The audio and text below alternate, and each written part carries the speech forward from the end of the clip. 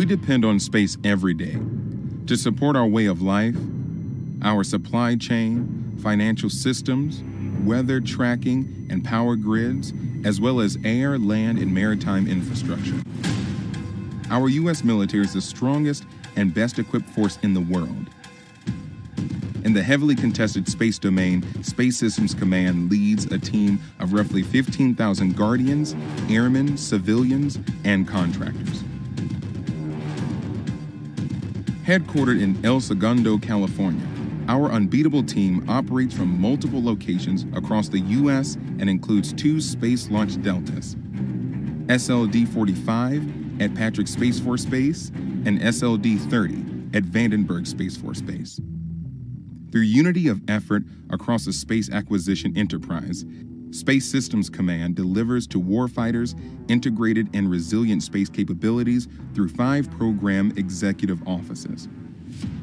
Assured access to space, procures launch services and delivers on-orbit capabilities faster and more frequently than ever before, while sustaining ranges for the United States Space Force and commercial partners.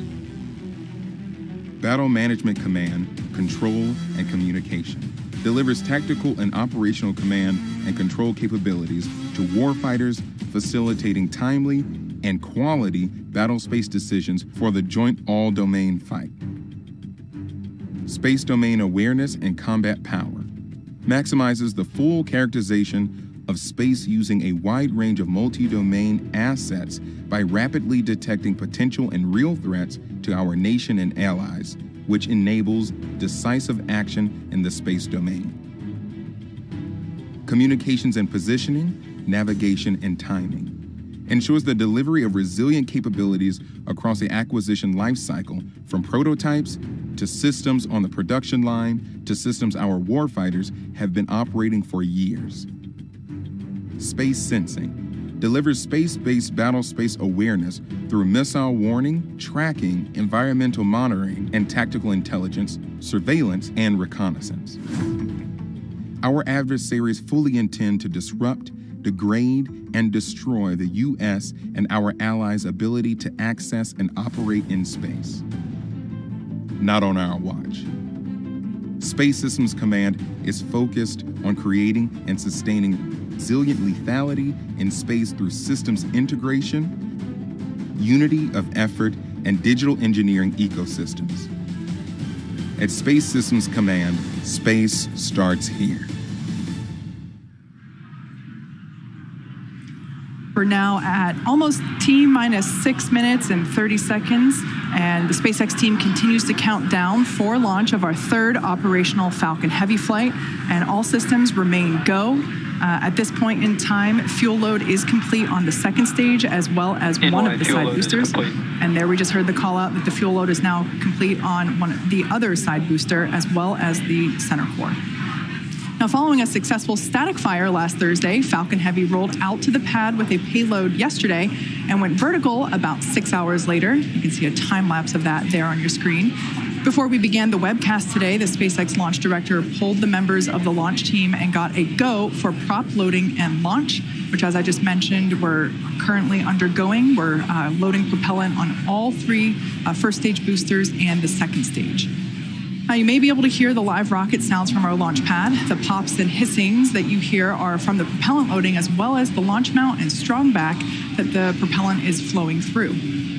Falcon Heavy uses 2 propellants, refined form of kerosene called RP1, or Rocket Propellant 1, and that's the fuel, and LOX, or liquid oxygen, for the oxidizer. An oxidizer is a type of chemical that a fuel requires in order to burn. The liquid oxygen is chilled below its boiling point so that it has a much greater amount of mass per volume. Basically, we can load more of it into the rocket. Our fuel is RP1, essentially a purified kerosene. It is safe, easily available, and has a lot of history. As a fun fact, the Saturn V first stage flown from this very pad for moon missions also used liquid oxygen and kerosene. Falcon Heavy tanks are pressing for strong back retract. And there we just heard the call out. We are preparing for that strong back retraction. Now, in addition to the 2 propellants I mentioned, we also use the chemical TTEB, or triethyl aluminum and triethyl borane, as an ignition source. The combustion of RP1 and LOX is what makes the rocket go up, and it's the T-tub that basically sets the match for that propellant mix. Strong back lower has begun. And we can see there on your screen shortly that we will begin to see that strong back begin to retract away from the fairing. In preparation for that retraction, the clamp arms around the second stage opened, and that allows the strong back to recline away from the vehicle. Now, as I mentioned earlier, this is our first Falcon Heavy flight in 3 years, and a lot will happen in the first 4 minutes of flight. First, we will light the 2 side boosters, followed by the center core. Then, about 40 seconds after liftoff, we will decrease power on the 2 side boosters in preparation for max Q, after which Falcon Heavy will then throttle back. NY LOX load is complete. So there we heard the call out that one of these side boosters is now complete with its LOX load, fully loaded with all of its propellants. Then it looks like we can see that strong back retraction happening now. NY LOX load is complete. We are now fully loaded with LOX on the other side booster. So 2 minutes into flight, we will again reduce thrust on the 2 side boosters, this time to decrease forces on the rocket structure overall. The vehicle at that point in time will be much lighter, but the thrust remains constant. At 2.5 minutes into flight, we fully turn off the side boosters with the booster engine cutoff, or BECO. This pneumatic Stage 1 LOX load is complete. And there we heard the call out, stage 1 LOX load is complete. So at this point in time, both side boosters and the center core are now fully loaded with its liquid oxygen and RP1. Once clear of the side boosters, the center core will throttle up to full power and until the center core shuts down with main engine cutoff, or MECO, and then separate from the second stage around the 4-minute mark. From that point on, very similar to Falcon 9 mission, side boosters will be making their way back to Earth for recovery. The fairing will separate, and the second stage will take the USSF-44 payload out into space. Just as a quick reminder, at the request of our customer, we won't be showing views of the payload, so we'll be ending the webcast just after our side boosters make their way back to land at LZ1 and LZ2, and that will be a little after the T+8-minute mark into flight. Stage 2 LOX load is complete. So there we heard the call out, stage 2 LOX load is complete. So at this point in time, Falcon Heavy is now fully loaded with all of its propellants. As I've mentioned before in previous webcasts, launch is hard. Falcon Heavy is no exception. We're essentially counting down 3 rockets simultaneously. So our team is going to be conservative in case anything pops up in the last minutes of the countdown.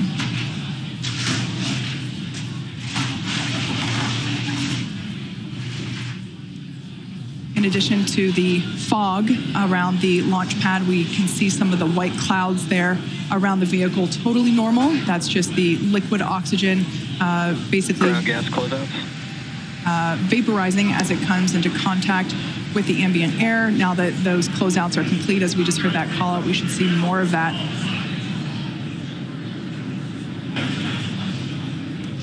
Next, we'll hear the call out that Falcon 9 is in startup.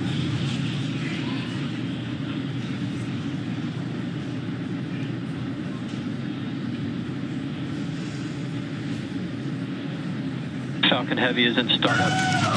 All right, at this point in time, Falcon Heavy's onboard flight computers have taken over the launch countdown. Great view of the base of Falcon Heavy there.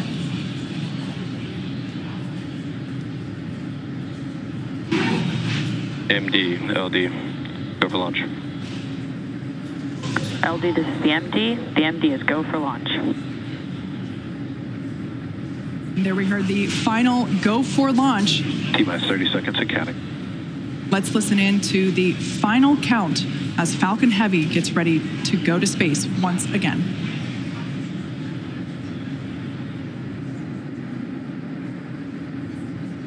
T-minus 15 seconds and counting. T-minus 10, 9, 8, 7, 6, 5, 4, 3, 2, 1, 0, liftoff.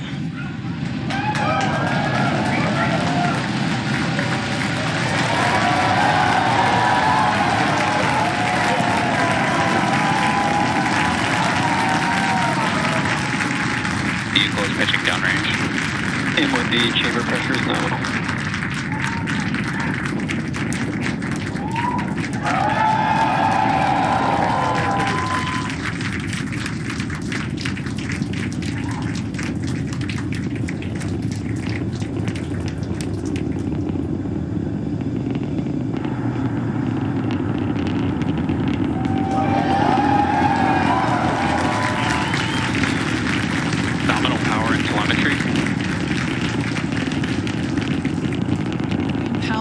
thrust. Headed to space. We've throttled down in preparation for max Q, moment of peak mechanical stress on the rocket. Falcon Heavy is supersonic. There we just heard the call out that the vehicle is now traveling faster than the speed of sound. What a beautiful sight.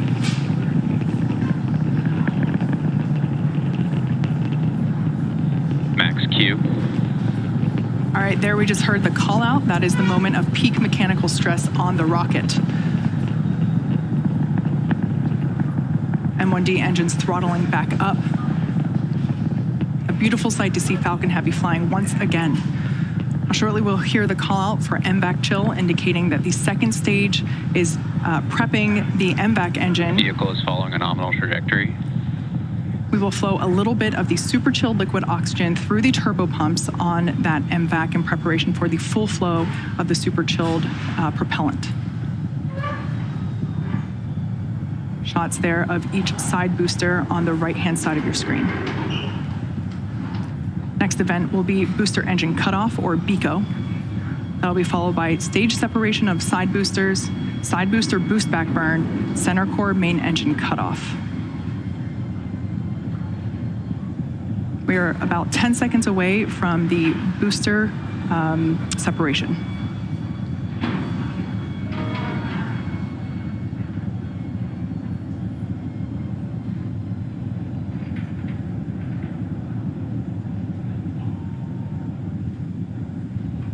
Side core shutdown. Booster separation confirmed.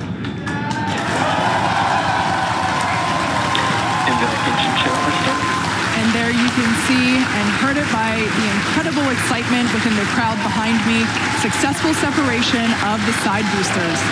Boost startup. There we can see 3 engines on each side booster have relit for their boost back burn. At this point in time, both side boosters are returning. All vehicles are following nominal trajectories. Good news there, both side boosters and the center core, everything looking good. Side boosters are returning to the coast of Florida, now under the power of 3 engines. That's a view there of the center core. Coming up, 3 events happening in rapid succession. We'll have the conclusion of the side booster boost back burn, followed by main engine cutoff, as well as stage separation of that center core. As a reminder, per request of our customer, we won't be showing second stage views after second engine start 1. Additionally, our center core, or stage 1, the one you see there, is expendable today, so we are not recovering this booster.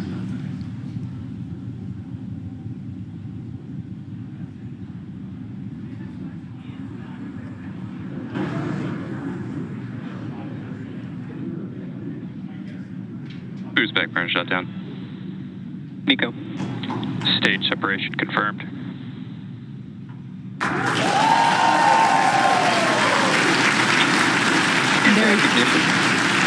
There you heard the call out and saw on your screen we had side boost back burn conclusion, as well as the main engine cutoff and separation for that center core, and we heard call out of second engine start 1. At this point in time, with that call out, separation confirmed.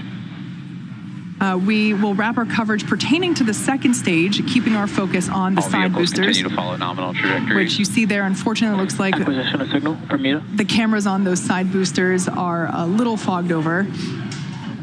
We heard confirmation of successful fairing separation. While second stage continues on its journey, the fairing halves will fall back to Earth, where we will attempt to recover them using our recovery vessel, Doug.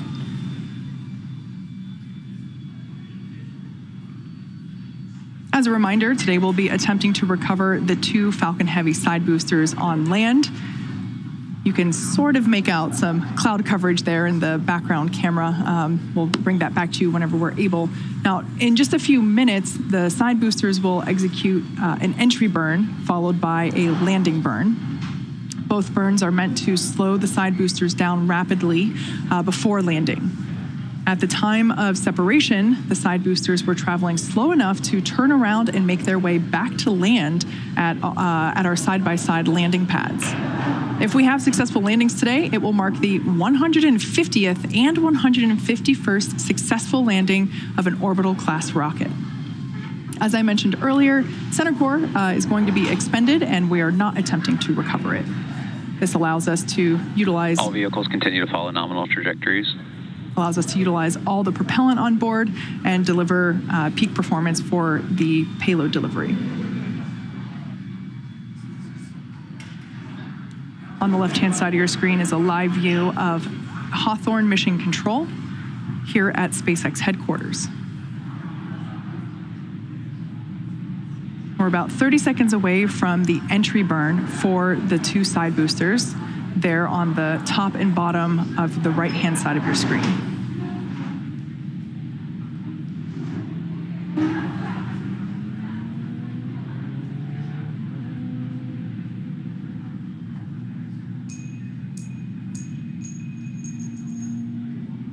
Standing by for side booster entry burn. Booster entry burns have started.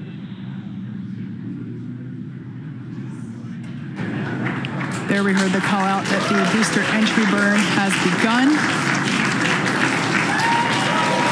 Booster entry burn shut down.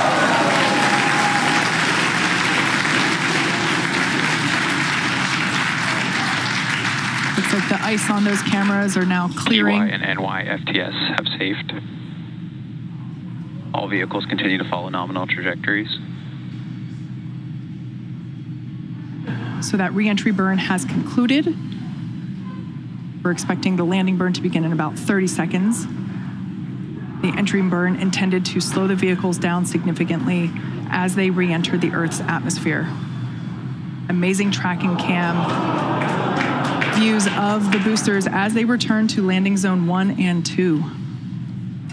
We can see the grid fins there. Both side boosters transonic. Stage 2 FTS is saved. Stage 2 is in terminal guidance. We can see those grid fins steering the boosters for a precise landing. Again, we're attempting Booster landing. Landing zone 1 and 2.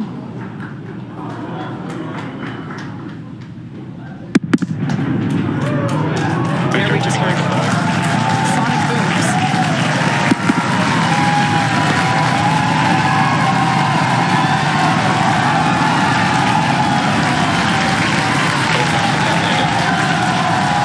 And there you have it. As indicated by the enormous cheers, we have successfully landed both Falcon Heavy side boosters at landing zone 1 and landing zone 2. What an incredible sight. Nominal parking orbit. With these 2 side boosters, this marks the 150th and 151st overall successful landing of an orbital class rocket. This is the 21st landing at landing zone 1 and the 4th landing at landing zone 2. And with successful confirmation of our side boosters landing, that will bring today's webcast to a close. We'd like to thank the United States Space Force for entrusting us with today's mission. Thank you to the Range and FAA for licensing today's launch. And we'd like to thank all of our viewers for tuning in for an exciting morning. Now, if you're interested, head over to our website and social media platforms for updates on our next missions and milestones. Hope to see you soon. Enjoy the rest of your day.